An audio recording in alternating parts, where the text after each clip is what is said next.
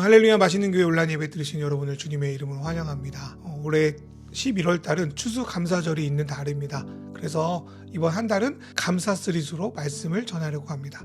오늘 말씀 가운데 하나님의 은혜와 은혜 가득하시길 간절히 바라고요. 오늘부터는 예배 영상에 찬양은 들어가지 않습니다. 그 대신에 더보기란에 관련된 찬양 링크를 넣어 둘 테니까 이 영상으로 예배를 드리시기 원하시는 분들은 링크를 통하여 찬양을 하시면 될 것 같습니다.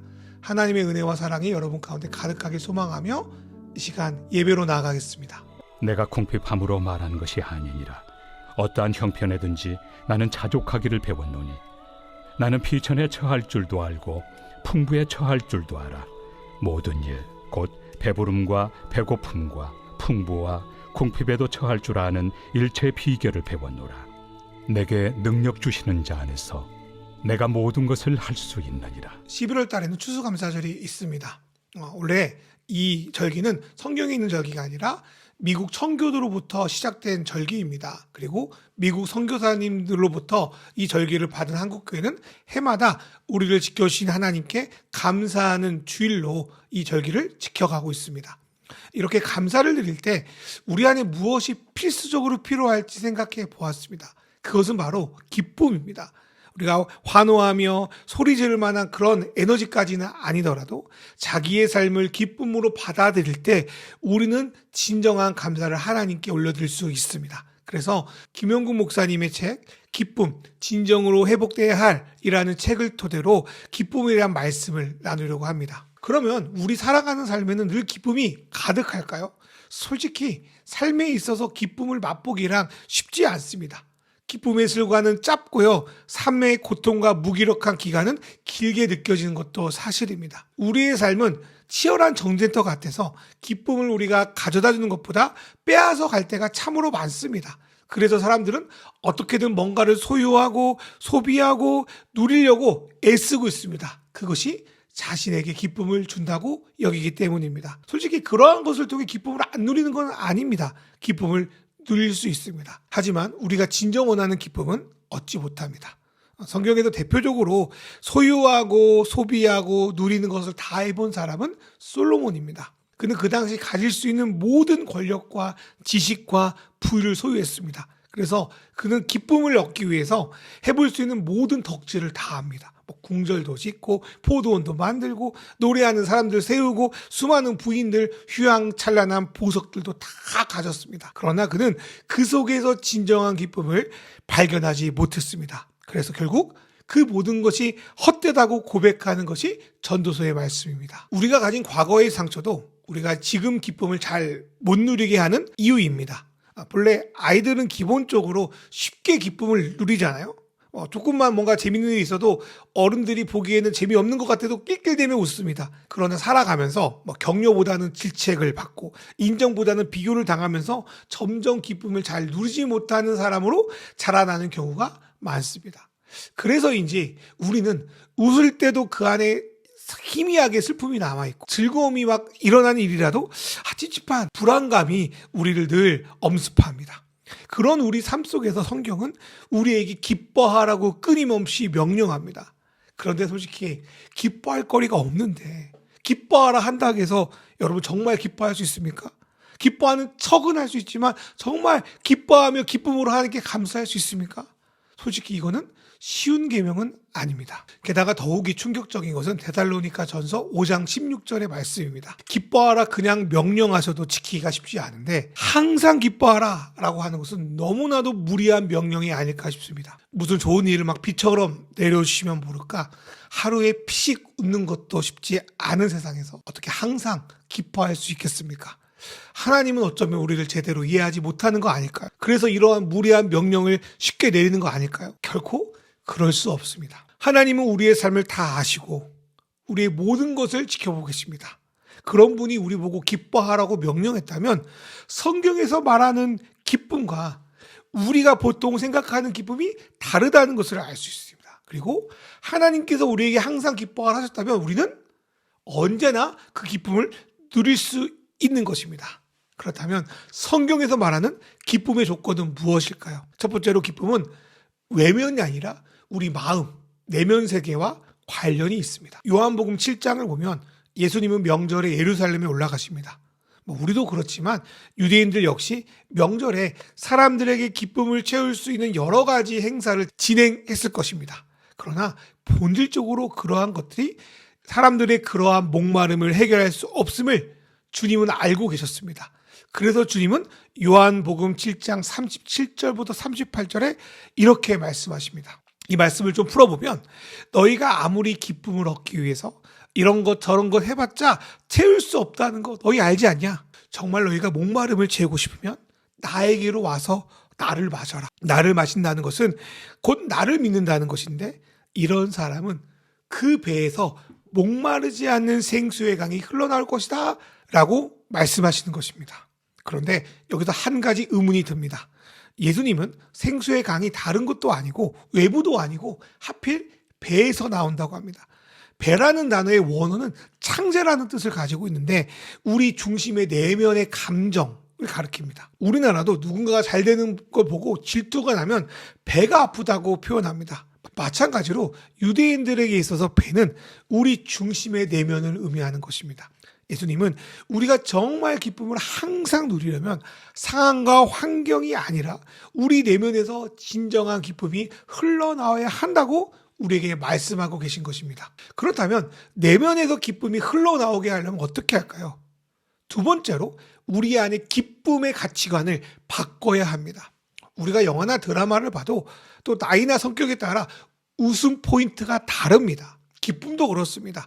저마다 기쁨이라고 부를 수 있는 정의가 다 다릅니다. 그리고 그것은 하나님을 믿는다고 하는 사람들도 예가 될 수 없습니다.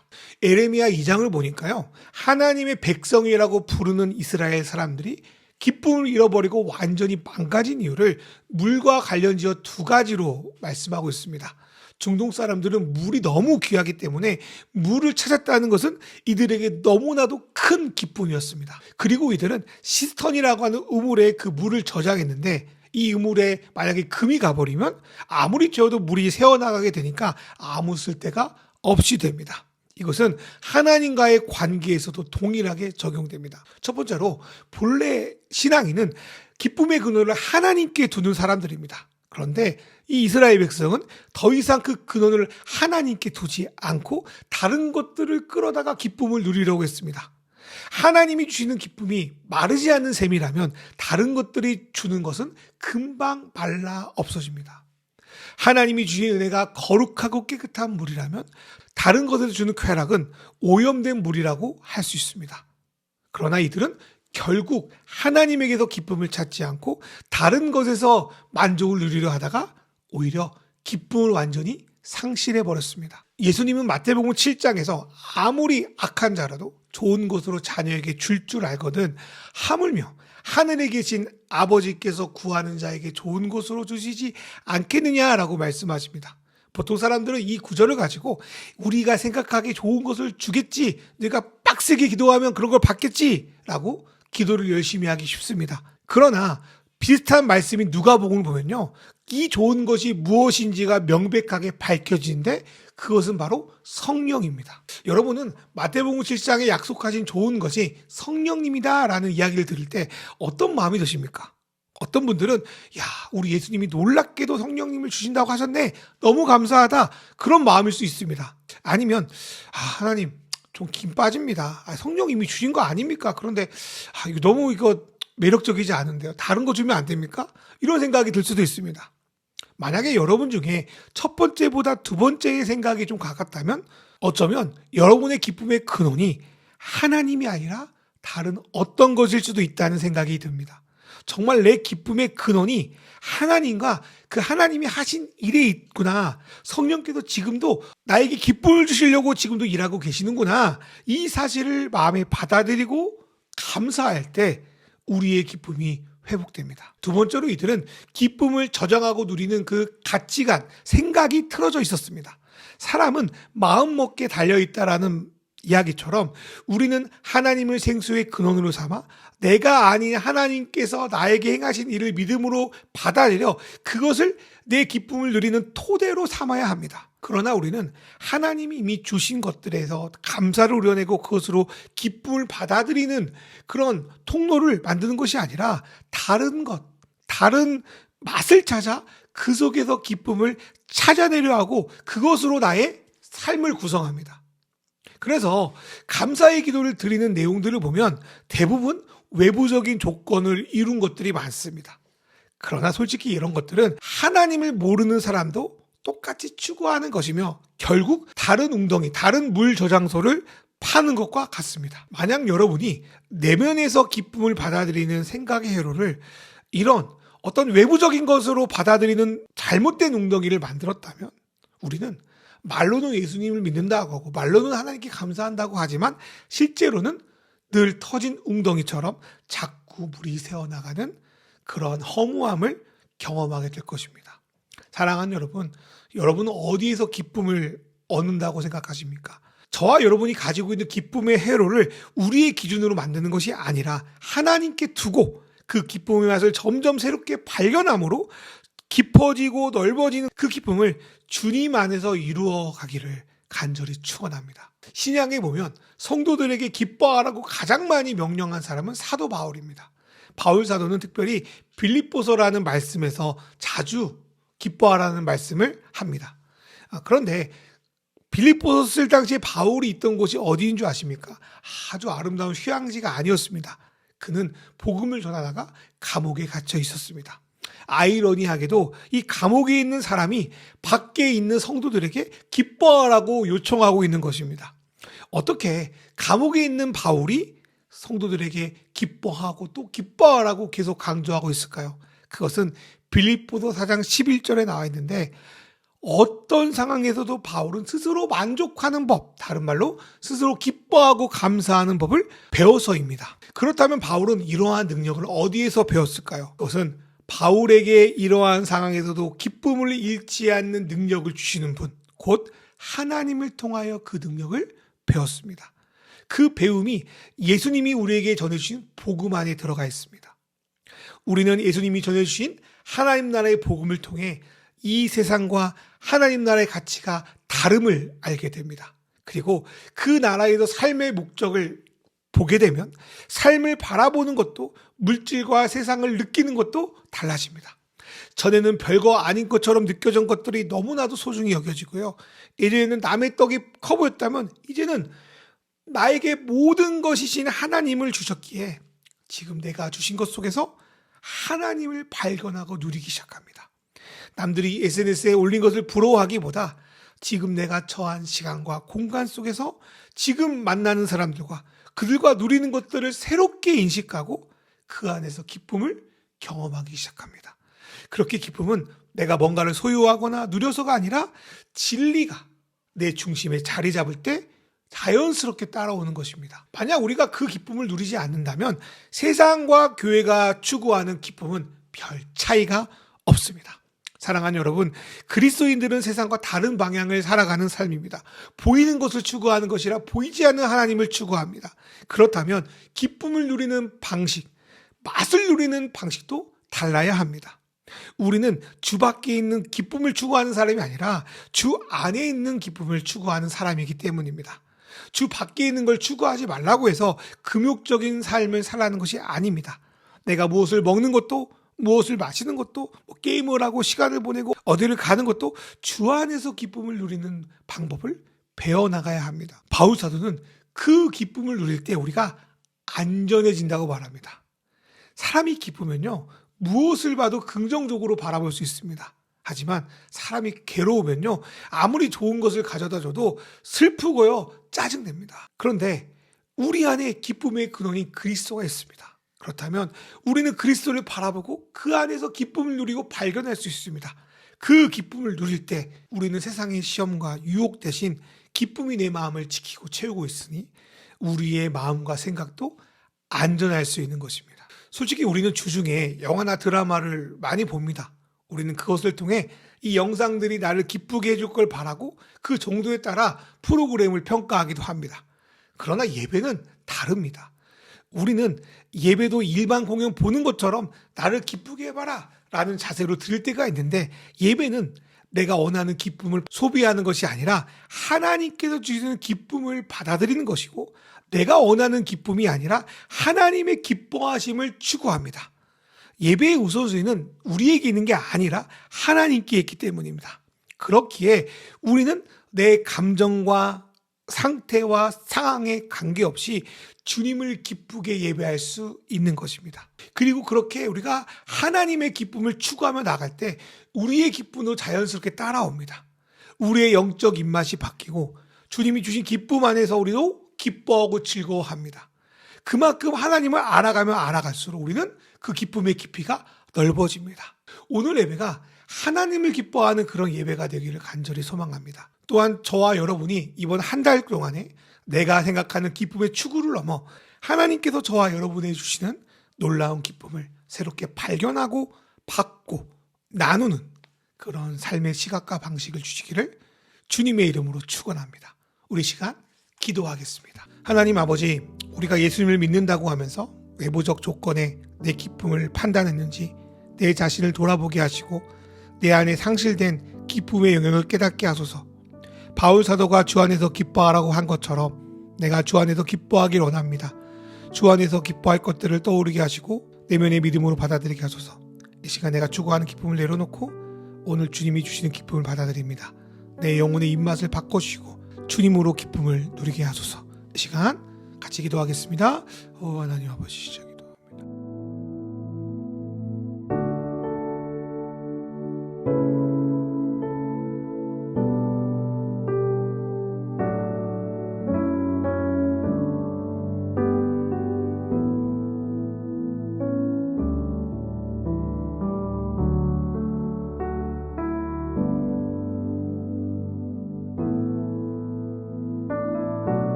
우리에게 하나님 나라의 기쁨을 주시는 하나님 아버지, 주님이 주시는 놀라운 기쁨으로 우리가 이 땅을 살아가면서 당신의 거룩한 이름을 지키며 살아가길 원합니다.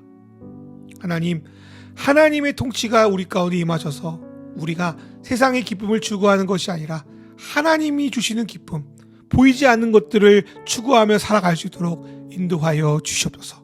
그러나 우리는 매우 지혜가 부족합니다. 하나님께서 지혜 주셔서 하늘의 뜻이 무엇인지 분별하며 하나님, 이 땅 가운데서도 하나님의 기쁨을 추구하며 세상이 줄 수 없는 놀라운 기쁨을 누리며 전하며 나누며 살아가는 우리 맛있는 교회 성도들 될 수 있도록 인도하여 주시옵소서.